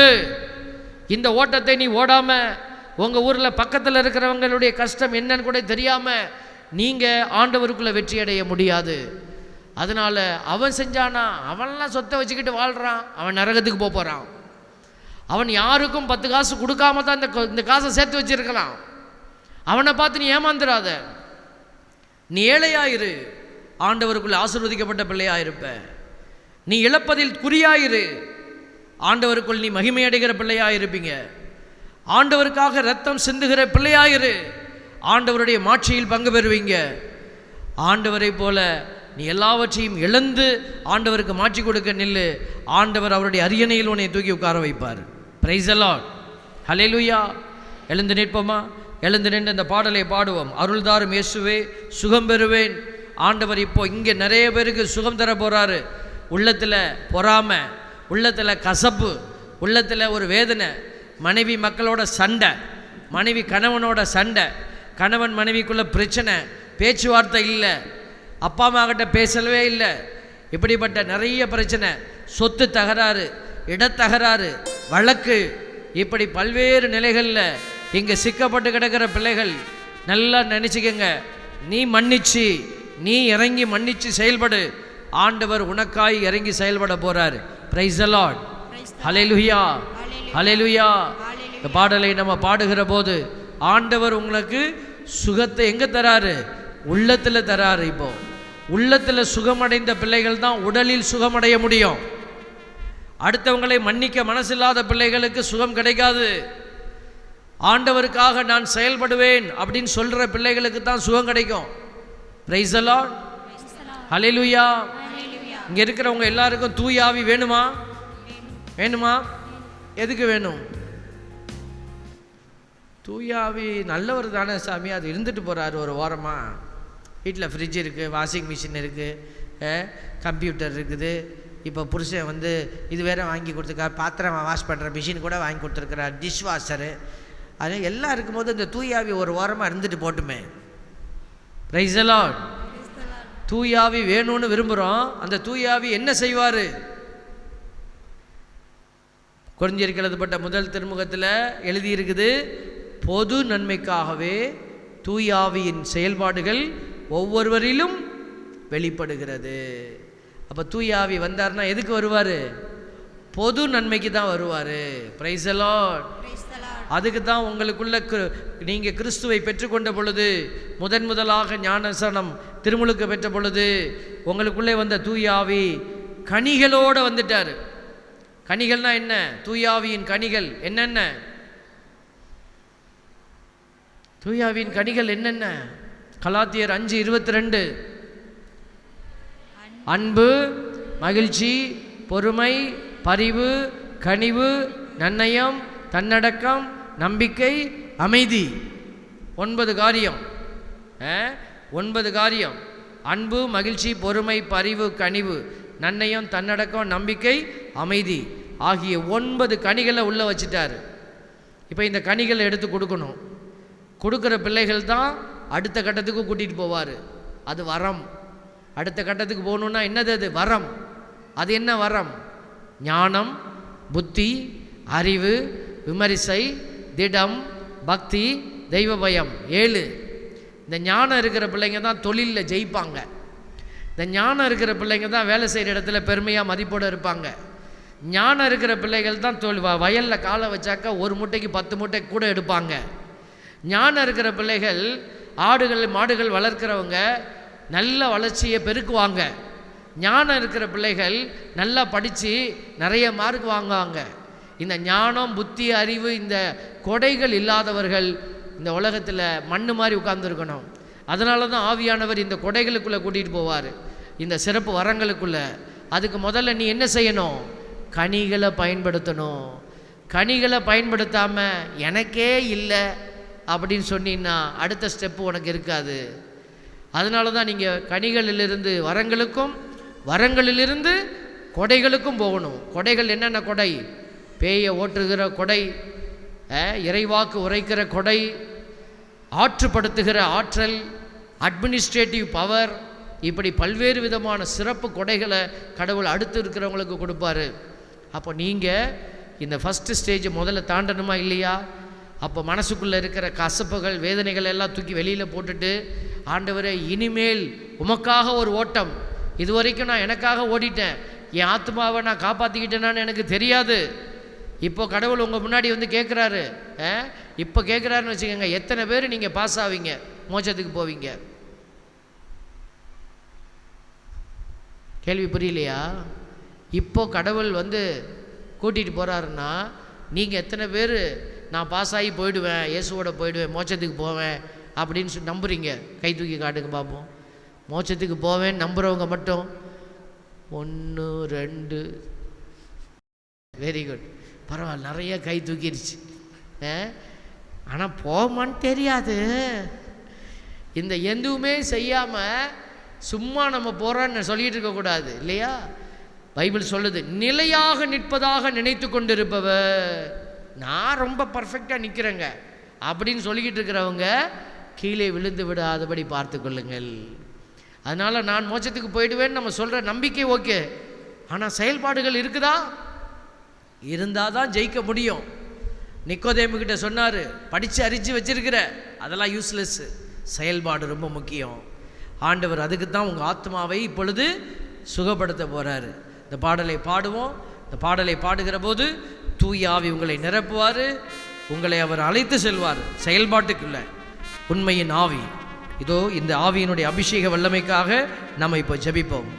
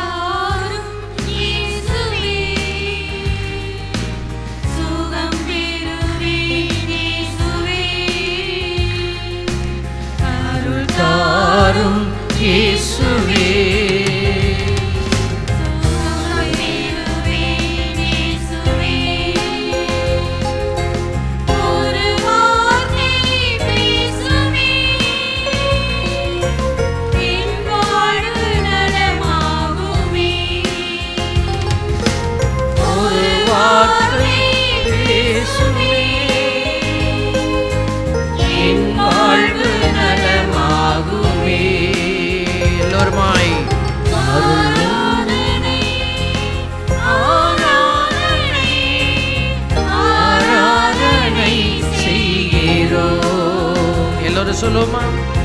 ஆராதனை ஆராதனை ஆராதனை செய்கிறோம்.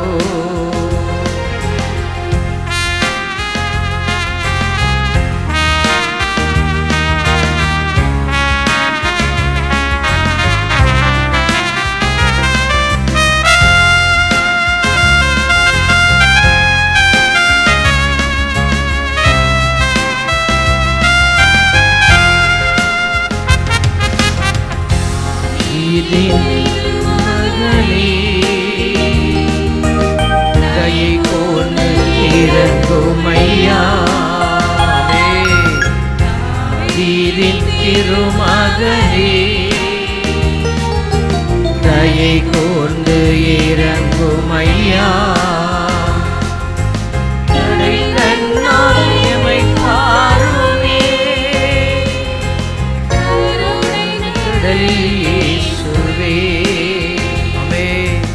கடை கண்ணால் எமை பாருமே, கருணை கடல் இயேசுவே. ஆராதனை ஆராதனை ஆராதனை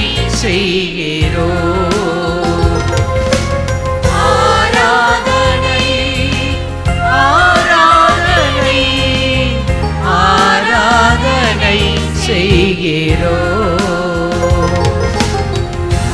தாரும் இயேசுவே, சுகம் பெறுவேன் இயேசுவே.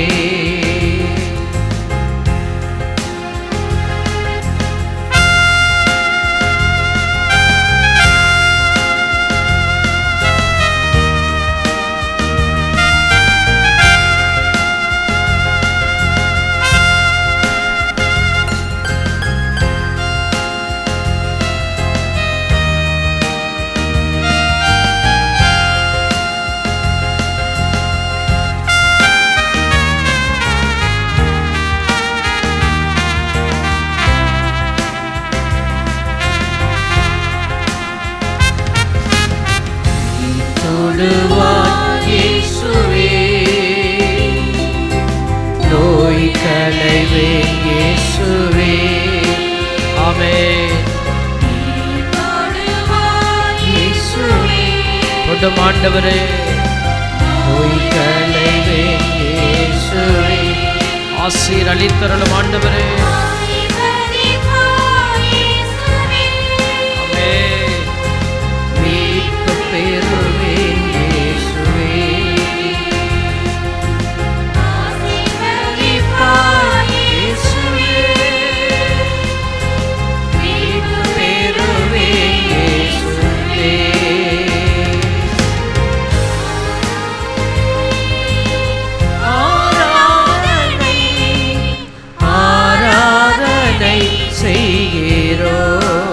எல்லோருமாய் ஆராதனை ஆராதனை ஆராதனை செய்கிறோம்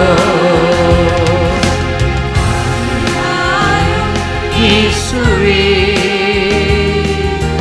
சுகம் பெறுவேன் இயேசுவே. ஆமென். அருள் தாரும் இயேசுவே, சுகம் பெறுவேன் இயேசுவே. ஒரு வார்த்தை பேசுமே, என் வாழ்வு நலமாகுமே. ஒரு வார்த்தை பேசுமே, என் வாழ்வு நலமாகுமே. தாரும் இயேசுவே, சுகம் பெறுவேன் இயேசுவே. அருள் தாரும் இயேசுவே, சுகம் பெறுவேன் இயேசுவே. அப்படியே கண்களை மூடி கரங்களை உயர்த்தி படிப்போமா? உங்களால் முடிஞ்ச கைகளை தூக்குங்க, இல்லை கையை விரிச்சு பிடிச்சு கொள்ளுங்க, கண்களை மூடிக்கொள்ளுங்க. எல்லாம் ஆவியானவர் இப்போ உங்களை நிரப்ப போகிறார். பிள்ளைகளை, இவ்வளவு நேரமாக நிற்கிற உங்களுக்கு, இந்த இடத்துல இருக்கிற உங்களுக்கு ஆண்டவராக இயேசு கொடுக்குற அற்புதமான பரிசு தூய ஆவியானவர். இதோ அவர் எல்லா வித்தையும் அவர் உனக்கு செய்ய போகிறார். அவர் எல்லாவற்றையும் உனக்கு கற்பிக்க போகிறார். உண்மையிலே உன்னை வழிநடத்த போகிறார். எல்லாரும் கண்களை மூடி துதிப்போமா?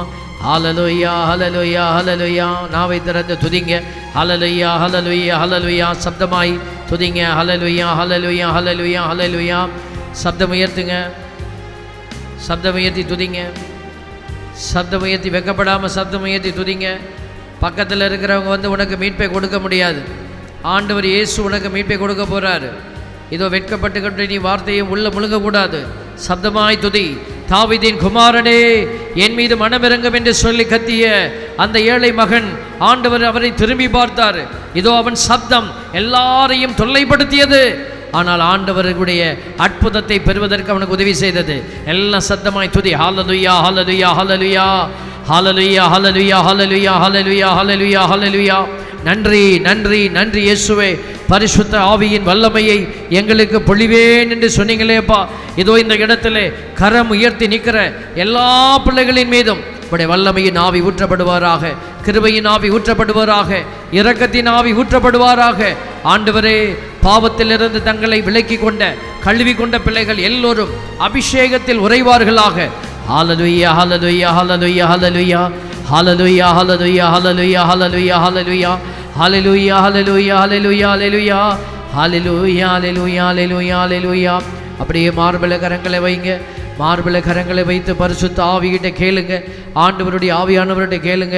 உங்களுக்கு என்ன வர வேணும் கேளுங்க.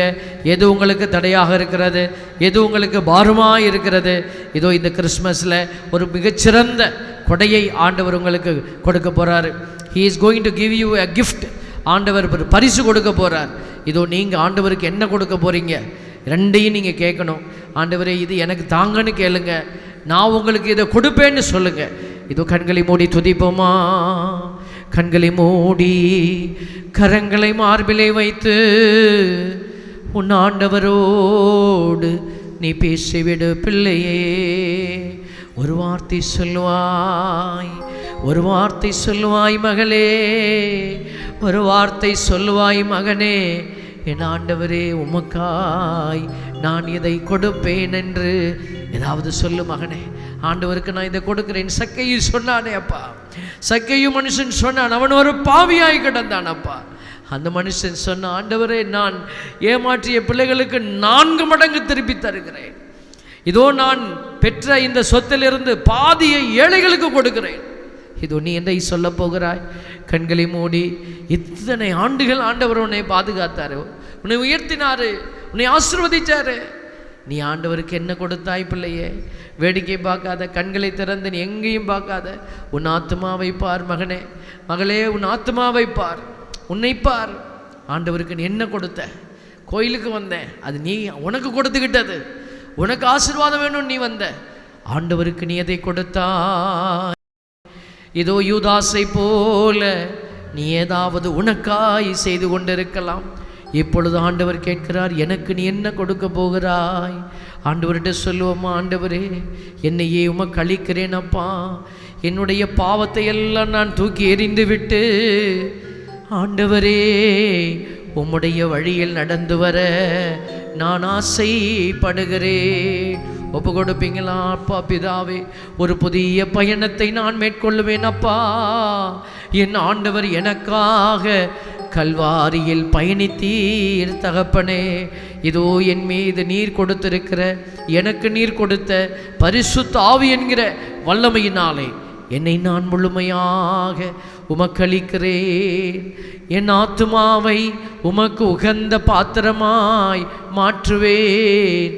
எனக்குள் இருக்கிற தீமைகளை களைந்து நன்மைகளை நான் உமக்கு காணிக்கையாக்குவேன். ஒப்பு கொடுங்க பிள்ளைகளை. பரிசுத்த வல்லமை, பரிசுத்த இரக்கம் ஆண்டவரே பிள்ளைகளை நிரப்பட்டும். ஆண்டவரே இதோ பிள்ளைகளுடைய இதயத்திற்குள்ளே ஒரு விதமான ஆசீர்வாத பெருக்கம் ஏற்படுவதாக. பிள்ளைகள் உம்மை அறிந்து கொள்வார்களாக. அவர்கள் உம்முடைய வழியை தெரிந்து தெளிவார்களாக. நன்றி இயேசுவே, நன்றி ஆண்டவரை. அநேக ஆசீர்வாதங்களை ஆண்டவர் கொடுத்து கொண்டே இருக்கிறார். கண்களை மூடி ஜெபித்து கொண்டிருக்கிற அநேகருக்கு ஞானத்தின் ஆவி இப்பொழுது அருளப்பட்டு கொண்டிருக்கிறது. தெய்வ பயத்தின் ஆவி அநேகருக்கு கொடுக்கப்பட்டு கொண்டிருக்கிறது. ஆண்டவர் அவர் அருளுகிற பரிசுத்த வல்லமையின் கிருபைகளை ஆண்டவர் இப்பொழுது கொடுத்து கொண்டே இருக்கிறார். இந்த இடத்துல கனிகளை பயிற்றுவித்து கொடுத்த பிள்ளைகள், கனிகளை அன்பு, மகிழ்ச்சி, பரிவு, இரக்கமாகிய அந்த 9 கனிகளை கொடுத்த பிள்ளைகளை எல்லாம் ஆண்டவர் நிறைவாக்கி கொண்டே இருக்கிறார். ஞானம், புத்தி, அறிவு, விமரிசை, திடம், பக்தி, தெய்வ பயத்தினாலே உன்னை நிறைத்து கொண்டிருக்கிறார். இதோ குடும்பத்திலே பாரத்தோடு வந்த பிள்ளைகளை அவர் இப்பொழுது பாரத்தை விட்டு அதை விலக்கி கொண்டே இருக்கிறார். உன்னுடைய பாரத்தை எல்லாம் ஆண்டவர் மாற்றுகிறார். கண்ணீரை களி நடனமாக மாற்றுகிறார். கண்களை மூடி ஒப்பு கொடுப்பாயோ? இதோ பிள்ளைகளை குறித்து பயத்தோடு வந்த 60க்கும் மேற்பட்ட பிள்ளைகளை ஆண்டவர் இப்பொழுது தொட்டு கொண்டிருக்கிறார். உன் பிள்ளைகள் உன்னுடைய ஜெபத்தினாலே இப்பொழுது ஆசீர்வதிக்கப்படுகிறார்கள். ஹல்லேலூயா, ஹல்லேலூயா, ஹல்லேலூயா, ஹல்லேலூயா. இந்த இடத்திலே குடி பிரச்சனையினாலே வேதனைப்பட்டு கிடக்கிற 9 குடும்பங்களை ஆண்டவர் தொடுகிறார். ஹல்லேலூயா, ஹல்லேலூயா, ஹல்லேலூயா, ஹல்லேலூயா, ஹல்லேலூயா. இங்கே இருக்கிற அநேக குழந்தைகளை அறிவு என்கிற ஆற்றலினாலே ஆண்டவர் நிறைத்து அவர்கள் கல்வியிலும் அவர்களுடைய இந்த உலக பயணத்திலும் அறிவோடு பயணிக்க ஆண்டவர் பலன் தந்து கொண்டிருக்கிறார். ஹல்லேலூயா, ஹல்லேலூயா, ஹல்லேலூயா, ஹல்லேலூயா, ஹல்லேலூயா. சமாதானம் இல்லாத குடும்பங்கள் இந்த இடத்துல இருக்கிறீங்க. 13 குடும்பங்கள் சமாதானம் இல்லாத, கணவன் மனைவியுடைய ஒற்றுமையிலே பிரச்சனை வந்து இருக்கிற அந்த 13 குடும்பங்களை ஆண்டவர் இப்பொழுது ஆசீர்வதித்து அவர்களுக்குள் அன்பின் ஆவியை ஊற்றுகிறார். ஹல்லேலூயா, ஹல்லேலூயா, ஹல்லேலூயா, ஹல்லேலூயா, ஹல்லேலூயா, ஹல்லேலூயா. தேவையில்லாத வழக்கு, தேவையில்லாத பொய் குற்றச்சாட்டுகளை கொடுத்து ஏதோ துன்பத்தில் ஆழ்த்தி கொண்டிருக்கிற 2 நபர்களுக்கு ஆண்டவர் எச்சரிக்கை செய்தியை கொடுக்கிறார். நீ இந்த பழிபாவத்தை விட்டு வெளியே வரணும். ஆண்டவர் உனக்கு கொடுக்கிற எச்சரிக்கை எது? நீ இப்படி செய்யக்கூடாது. நீ அப்படி செய்தால் உன் தலைமுறை கஷ்டப்பட போகுது. ஆண்டவர் இதோ நான் மன்னிப்பை உனக்கு அருள தயாராக இருக்கிறேன், நீ வெளியில் வந்துருன்னு சொல்கிறாரு. ஆண்டவருக்கு முன்னாடி நீ வெளியில் வரணும் மகனே, மகளே. ஒப்பு கொடுத்துட்டு நீங்கள் அந்த பழி வாங்குகிற உள்ளத்திலிருந்து வெளியே வா. ஆண்டவர் உன் குடும்பத்தை ஆசீர்வதிக்க போகிறார். ஹல்லேலூயா, ஹல்லேலூயா, ஹல்லேலூயா, ஹல்லேலூயா, ஹல்லேலூயா, ஹல்லேலூயா. இச்சைக்குரிய காதல், வேறு விதமான வாழ்க்கை முறை என்று வாழ்ந்து கொண்டிருக்கிற பாவத்தினுடைய அந்த இச்சைகளுக்குள்ளே, உடல் இச்சைகளுக்குள்ளே விழுந்து கிடக்கிற 83 பிள்ளைகளை ஆண்டவர் விடுவித்து புதிய ஆற்றல் கொடுத்து வெளியே அழைக்கிறார். வாழ்வின் ஆவியை இழந்து சாவின் ஆவியோடு வாழ்ந்து கொண்டிருக்கிற 5 நபர்களை ஆண்டவர் இப்பொழுது விடுவிக்கிறார். சாக வேண்டும் என்கிற எண்ணம் அடிக்கடி உதித்து கொண்டிருக்கிற 5 நபர்கள் இப்பொழுது ஆண்டவரால் விடுவிக்கப்படுகிறீர்கள். ஹல்லேலூயா, ஹல்லேலூயா, ஹல்லேலூயா, ஹல்லேலூயா, ஹல்லேலூயா. ஏதோ தனக்கு விருப்பப்பட்ட ஒரு வாழ்க்கை அமையவில்லை என்று வேதனையோடு செபித்து கொண்டிருக்கிற 2 நபர்களுக்கு அந்த வாழ்க்கையை அவர் வாய்க்க பண்ணுவார். ஹல்லேலூயா, hallelujah, hallelujah, hallelujah, hallelujah, hallelujah, hallelujah, hallelujah, hallelujah, hallelujah, hallelujah, hallelujah, hallelujah, hallelujah, ஹல்லேலூயா. வீடுகளை கட்ட வேண்டும், இதோ வீட்டை கட்டி இதோ நாங்கள் ஒரு தனிமையான ஒரு இடத்துல வாழ வேண்டும் என்று ஆசையோடு செபித்து கொண்டிருக்கிற 9 நபர்களை ஆண்டவர் இந்த இடத்துல ஆசீர்வதிக்கிறார். அவர்களுடைய வீடு ஆண்டவருடைய இல்லமாக கட்டி எழுப்பப்பட ஆண்டவர் சித்தமாக இருக்கிறார். ஹல்லேலூயா, hallelujah, hallelujah, hallelujah, hallelujah, hallelujah, hallelujah, hallelujah, hallelujah, hallelujah, hallelujah, hallelujah, ஹல்லேலூயா. மேற்படிப்புக்கு செல்ல ஆசையோடு இருக்கிற ஏதோ 2-3 நபர்களை ஆண்டவர் இந்த இடத்துல ஆசீர்வதித்து புதிய ஞானத்தாலும் அறிவாலும் ஆற்றலாலும் அவர்களை உயர்த்துகிறார். ஹல்லேலூயா, ஹல்லேலூயா, ஹல்லேலூயா, ஹல்லேலூயா. நன்றி இயேசுவே, நன்றி இயேசுவே, நன்றி ஆண்டவரே. வயதாகி போன நிலையில் நான் வீட்டிலிருந்து ஒதுக்கப்பட்ட பிள்ளையாக இருக்கிறேன் என்று வேதனையோடு ஜெபித்து கொண்டிருக்கிற 7 நபர்களை ஆண்டவர் ஆசீர்வதித்து பலப்படுத்துகிறார். உன் துன்பத்தை நீ தாங்கிக்கொள், நான் உனக்கு விடுதலை கொடுத்து உன்னை உயர்த்துவேன் என்று சொல்லி அந்த துன்பத்தையே உங்களுக்கு ஆசீர்வாதமாக மாற்றுகிறார். ஹல்லேலூயா, ஹல்லேலூயா, ஹல்லேலூயா, ஹல்லேலூயா. பிள்ளைகளை, பெற்றோர்களை உதாசீனப்படுத்தி இருக்கிற இதோ 4 பிள்ளைகள் இதோ இந்த இடத்துல நீங்கள் உடனடியாக மனம் மாறி பெற்றோர்களை கனப்படுத்தாவிட்டால் நீங்கள் வேதனையை சந்திப்பீர்கள். ஆண்டவருடைய பிள்ளைகள் தாய் தந்தையை மதித்து நட என்கிற வார்த்தையின்படி வாழ கடமைப்பட்டிருக்கிறீர்கள் என்பதை ஆண்டவர் உங்களுக்கு நினைவூட்டுகிறார். ஹல்லேலூயா, ஹல்லேலூயா, ஹல்லேலூயா, ஹல்லேலூயா, ஹல்லேலூயா. நோயுற்று கிடக்கிற பிள்ளைகளை எல்லாம் ஆண்டவர் தொடுகிறார். இதோ ஒரு சிலருக்கு கேன்சர் வியாதிகள் குணமாகிறது, ஒரு சிலருடைய வயிற்று கட்டிகள் இதோ பரிபூரணமாக அது மாறிக்கொண்டிருக்கிறது. கர்ப்பத்தில் இருக்கிற தடைகளை ஆண்டவர் இப்பொழுது உடைத்து கொண்டிருக்கிறார். கர்ப்பத்தின் கட்டிகள் எல்லாம் இப்பொழுது கரைந்து போகக்கூடிய பரிசுத்த வல்லமை ஆண்டவர் இந்த ஆற்றலை, ஆண்டவர் இந்த வல்லமையான காரியத்தை உனக்கு சாட்சியாய் கொடுத்து கொண்டிருக்கிறார். உனக்கு அது நிகழும் பொழுது நீ ஆண்டவருடைய பெயரால் அழைக்கப்பட்டிருக்கிறாய் என்பதை நீ அறிந்து கொள்ளும்படியாக ஆண்டவர் இந்த அற்புதத்தை உங்களுக்கு செய்வார். திருமண தடையிலே வேதனையோடு நிற்கிற இதோ ஒரு சிலரை ஆண்டவர் விடுவித்து புதிய வாழ்வை அவர்களுக்கு உரிமையாக்குகிறார். ஹல்லேலூயா, ஹல்லேலூயா, ஹல்லேலூயா. வேலைவாய்ப்பு இல்லாத நிலையில் துன்பப்பட்டு கிடக்கிற வாலிப பிள்ளைகளை ஆண்டவர் இந்த இடத்துல ஆசீர்வதித்து புதிய வாய்ப்புகளை உங்களுக்கு அருளச் செய்கிறார். ஹல்லேலூயா, hallelujah, hallelujah, hallelujah, hallelujah, hallelujah, hallelujah, ஹல்லேலூயா. நன்றி இயேசுவே, நன்றி ஆண்டவரே. நன்றியோடுமை துதிக்கிறோம் ஆண்டவரை, போற்றுகிறோம், புகழுகிறோம், ஆராதிக்கிறோம், நன்றி செலுத்துகிறோம். பிள்ளைகளை இம்மட்டுமாய் ஆசீர்வதித்தீரப்பா. ஆத்மாவையும் ஆவியையும் பிரிக்கிற அளவுக்கு உத்தி ஊடுருவிருக்கிற இறைவார்த்தை வழியாக அவர்களோடு பேசினீரப்பா. பிள்ளைகளுடைய வார்த்தையின், பிள்ளைகளுடைய இதயத்தை தொட்ட வார்த்தைகள் அத்துணைக்கும் நன்றி செலுத்துகிறோம். தொடர்ந்து நம்முடைய வார்த்தை இந்த இதயத்திலே ஊடுருவி பாய்கிற வல்லமையான ஆயுதமாக நீரே பயன்படுத்தி அவர்களை எடுத்து ஆசீர்வதிக்க இயேசுவின் நாமத்திலேயே இவர்களை ஒப்புக் கொடுத்து ஜெபிக்கிறோம். ஜெபம் கேளும் நல்ல பிதாவே.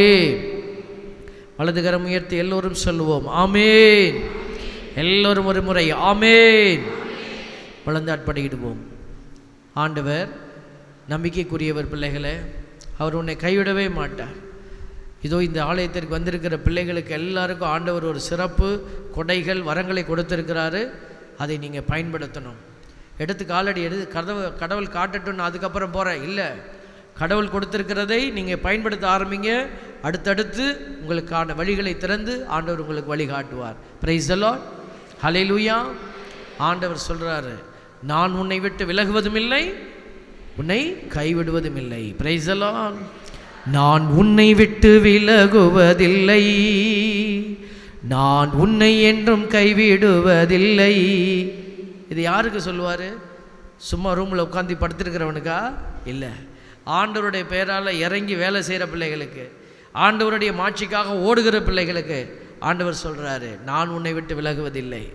நாங்கள் போகிற இடத்துலெல்லாம் ஆண்டவர் எங்களை தாங்கி நிற்கிறார். பிள்ளைகளே, ஆண்டவருடைய மாட்சி எங்கள் வழியாக அநேகருக்கு வெளிப்படு கொண்டிருக்கிறது. அநேகர் அதுக்கு சாட்சியம் சொல்லி கொண்டிருக்கிறாங்க. இது எங்களுடைய பெருமைக்காக அல்ல, ஆண்டவர் இந்த அற்புதத்தை செய்து கொண்டிருக்கிறார். Price the Lord. அதே ஆண்டவர் உங்களை வைத்து நல்ல காரியத்தை இந்த ஊரில் செய்ய போகிறார். இந்த ஊரில் நீங்கள் எழுந்து நின்று பிரகாசிக்கணும். என்ன செய்யணும்? முட்டி போட்டு ஜெபிங்க. நீங்கள் ஆலோசனை செய்யுங்க. குருவானவரோடு, கன்னியர்களோடு ஆலோசனை செய்யுங்க. இந்த ஊருக்கு என்ன செய்யலாம், நான் எப்படி செயல்படுகிற பிள்ளையாக மாறலாம். கண்டிப்பாக கடவுள் உங்களை பயன்படுத்துவார்.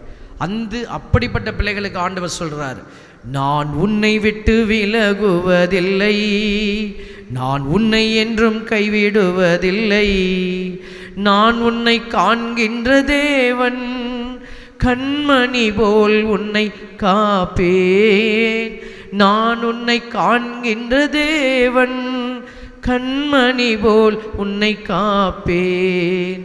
அவங்கள தான் ஆண்டவர் பாதுகாக்கிறார். அவங்களுக்கு தான் வாக்குறுதிகளை ஆண்டவர் பைபிளில் சொல்லியிருக்கிறார். என் நீதியின் வலக்கரத்தால் உன்னை தாங்குவேன், உன் கால் கல்லின் மேல் மோதாதபடி பார்த்து கொள்வேன், என்னுடைய கையில் நீ அழகிய மணிமுடி, என் கரத்தில் நீ அரச மகுடம். இதெல்லாம் ஆண்டவர் யாருக்கு வாய்க்க பண்ண போகிறாரு? ஆண்டவரே, நான் என்ன செய்யணும்? சீடத்தியாக மாறுகிற பிள்ளைகள் இந்த அதிசயத்தை காண்பீங்க. ஆகவே இந்த அருமையான வேளையில் ஆசீர்வதித்த அநேகருக்கு ஆண்டவர் சாட்சியத்தை கொடுத்திருக்கிறார். இங்கே ஜெபித்த ஜெபம் உங்களுக்கு நடக்கும். அப்போது நீங்கள் நடக்கும்போது ஒரு பேப்பரில் எழுதி, இந்த நாளில் ஜெபித்த என் ஜெபம் நடந்தது என்று சொல்லி நீங்கள் குருவானவரிடத்தில் சாட்சியம் சொல்லணும். ஆண்டவர்கிட்ட, ஒரு குருவானவர்கிட்ட ஒரு பேப்பரில் சாட்சி கடிதம் எழுதி கொடுத்து சாட்சியம் பகரணும். இப்போ தெரியாது, நீங்கள் போகிற போது, நாட்கள் கடந்து செல்கிற போது அநேக ஆசீர்வாதங்களை நீங்கள் பார்ப்பீங்க. அப்போ நீங்கள் சாட்சியம் சொன்னால் போதும். ஆண்டவர் உங்களுக்கு உதவி செய்வார். தொடர்ந்து இறைவனுடைய கரத்தில் நம்ம ஒப்பு கொடுத்து நாம் இணைந்து ஜெபிப்போம். மாண்பியர் கீதம் பாடுவோம்.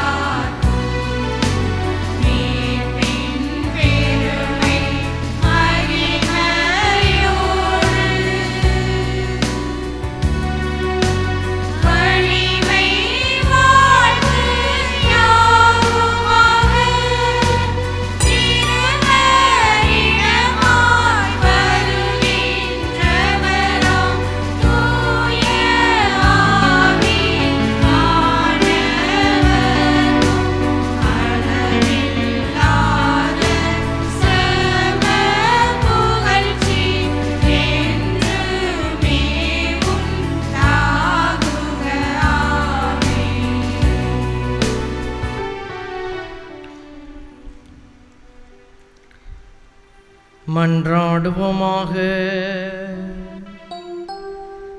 இறைவா, இந்த வியப்புக்குரிய அருளடையாளத்திலே உம்முடைய பாடுகளின் நினைவை எங்களுக்கு விட்டு சென்றி, உம் திருவுடல் திருரத்தமாகியவற்றின் தூய மறை பொருளை வணங்கும் நாங்கள் உமது மீட்பின் பலனை இடைவிடாமல் துய்த்துணர்ந்து மகிழ அருள்வீராக. தந்தையாகிய இறைவனோடு தூய ஆவியாரின் ஒன்றிப்பில் இறைவனாய் என்றென்றும் வாழ்ந்து ஆட்சி செய்கின்ற உம்மை மன்றாடுகின்றோம்.